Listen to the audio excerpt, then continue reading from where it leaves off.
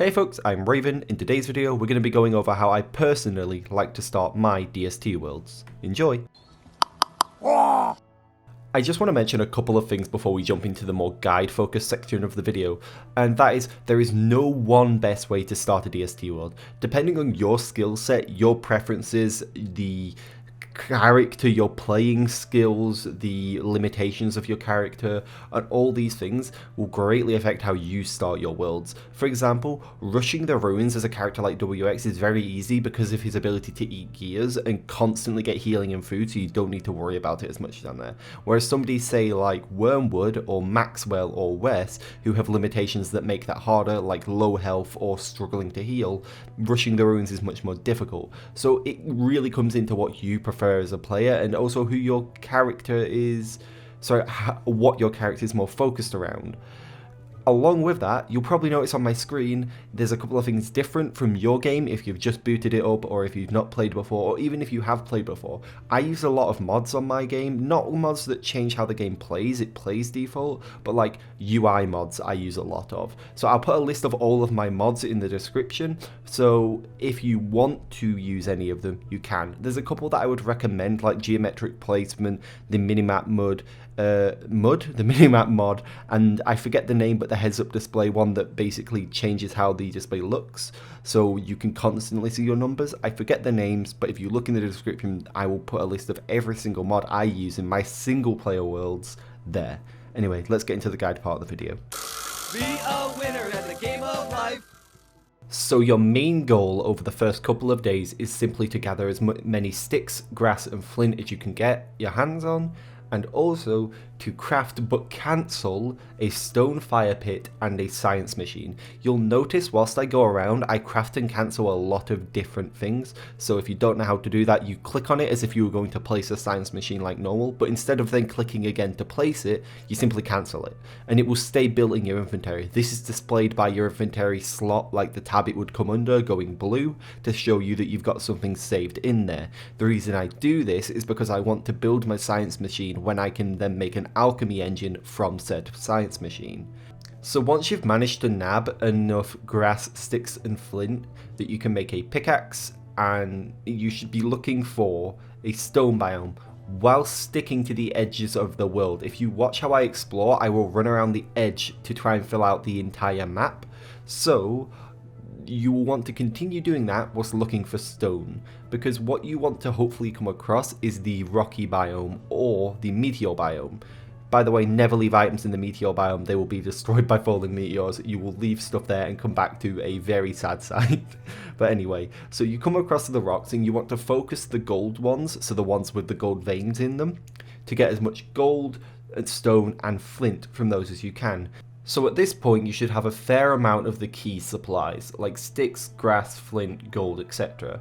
You'll be able to pre-craft your science machine and your stone fire pit and cancel them both so they're saved in your inventory, and now you're moving on to make a tool called a hammer to knock down any pig houses you see. Now if you're comfortable with combat, you can kill the pigs as well. I wouldn't do this if there are more than say 2 pigs, because it can become difficult to train them if you aren't already good at that.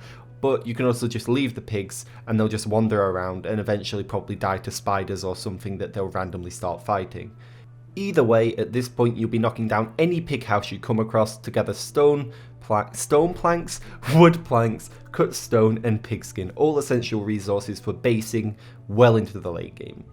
These resources are also important for making your alchemy engine, which you will need to prototype as soon as you can get, but you won't be able to, as you need to place a science machine first. So once you've gathered the resources to make a science machine, an alchemy engine, and have pigskin, you'll need to look for a cave entrance, hop into it, grab 2 light bulbs and then jump out. You'll need to then look for somewhere safe to settle down, probably for one night.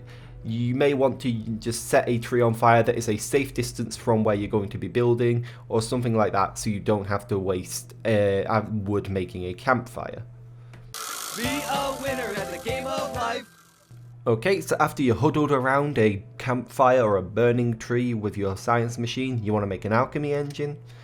In that alchemy engine, you're going to want to prototype, cut stone and cut grass. You're going to want to make 2 cut grass though, because next you're going to make yourself a lantern, which means you won't need torches anymore because lanterns can be refilled with light bulbs from the caves or fireflies from the surface. You're then going to make yourself a shovel so you can start digging up the grass and twigs and berry bushes around the world to move them closer to home wherever it is you settle. You're also going to want to make yourself a backpack if you haven't already, and then a pig helmet and a spear if you think an axe isn't enough for you. Depends on how you like to play. Some people fight a lot, some people don't. Either way, prototyping a spear isn't the worst idea. Then you're going to want to take your hammer and you're going to want to knock both of them down. Once you've knocked both of them down, you're going to want to recraft another electronic doodad. That's why I said prototype stone. You're going to then want to remake another alchemy engine and cancel craft it. So it's sat in your inventory and you aren't doing anything with it. The reason for that is because you're going to need one when you get to wherever you're settling, which is also why you've pre-crafted a fire pit. So you can place those down nice and easily without the electronic doodad that you got from hammering taking up inventory space. Anyway, so what changes now that you've got these new tools and equipment? Well, one, it means you can start killing spiders, you see. I wouldn't kill all spiders and I wouldn't kill them in big groups, but if you see a single nest in the middle of a savanna or rocky biome on its own, wipe it out, you'll need that silk. It also means that you'll have the inventory space spare to pick up to 20 reeds.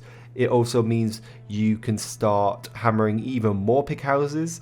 It means you can pick up tumbleweeds to look for gears. You'll need at least 2 to 4 gears, one fridge minimum, so you could get away with 1, but I like to have 2 fridges when I first base, and so on and so on. Another thing, your shovel is going to allow you now to dig up all the grass, sticks and berry bushes around the world. You want between 10 and 40 of them. Ideally you'll have 20 to 30, but you can go more or less depending on what you want personally.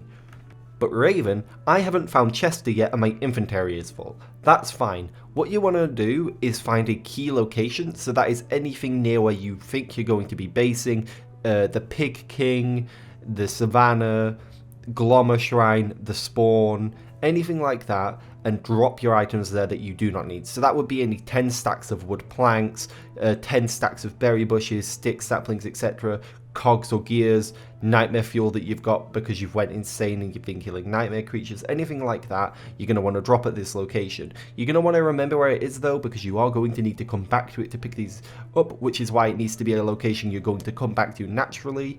But aside from that, you drop those things there and you move on to explore the rest of the map. Be a winner at the game of life. Okay, so you've got your helmet, you've got your spear, you've got your shovel. What are you doing now? You're finishing exploring the world. You're looking for those important biomes, like the Pig King biome, so that's sort of the one with the orangey ground and the chestnut trees. You're also going to get the Dragonfly Desert, the Oasis Desert. You're looking for at least one swamp. As I said, in said swamp, you might get lucky. You might find the reed trap set piece, which is lots of reeds in a square. Don't walk on it, there's tentacles under there, but you'll be able to use it to lure bosses in and kill bosses for you. You've also got to look for stuff like the McTusk camp. If you're lucky, you'll get a triple McTusk camp set piece. There's also other cool set pieces you can get, like the big graveyard, the default skeletons that have like items, so those will look like little skeletons, you know, like what drop when you die. They'll look exactly like that, apart from they'll have a couple of items around it. You can get something like a walking cane from it, which is exceptionally lucky, or you can get something dumb like a blow dart. Fuck those ones. Nobody likes those ones. What else do you need? You want to continue to be insane and gather as much nightmare fuel as possible. You want to try and make sure you've got at least 1 gear, preferably 4.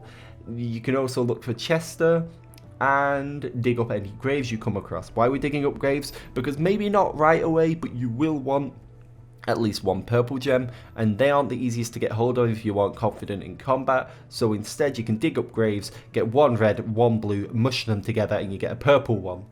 And of course, finally, destroy all pigs and all spiders you come across. Once you've done that and you've finished exploring the world, you'll be ready to base. Be a winner at the game of life. Okay, so you've explored the entire map, you've gathered all your resources, you've filled your inventory 4 times over. What are we doing next? We're settling. Some key points to remember when you're picking your base location are immovable and movable resources. An example of movable resources are things like trees, grass tufts, berry bushes, things you've been digging up to move around. Immovable resources are things like cactuses, tumbleweeds, swamp reeds and caves. All of these things cannot be moved but are important to where you're going to base. You also want to look at wormholes, so you also want to make sure you look at the map and look for where your wormholes connect to. If you look at my screen, you can see I've got a red wormhole leading from just above the Oasis Desert to the Dragonfly Desert. I've also got a very useless pink wormhole that leads across one biome.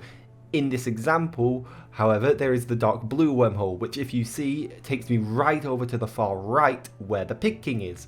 So that's a really valuable one. The pink one in that screenshot is not valuable because it only takes me across a biome, but the dark blue wormhole takes me literally from the Oasis Desert to the Pig King, which is an incredibly lucky wormhole. You want to take note of where those are because they save you a lot of time for the cost of only 15 sanity. But again, at the end of the day, your preferences come down to what you want.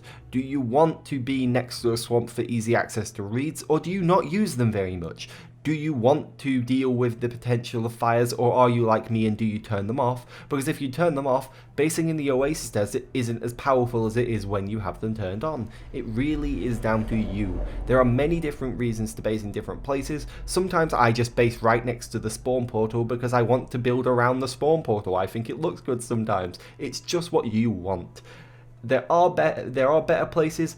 A good tip would be don't build near the beefalo, around the lava pools at the Dragonfly Desert, near Hound Mounds, near I think I already said near Beefalo. Near a McTusk camp isn't a great idea because if you're right on top of a McTusk camp when it spawns, it will attack you. There are several places like that where there are threats. You don't want to build near a threat. Something like a McTusk camp, however, you want to be within walking distance of so you can get there during winter to farm it easily.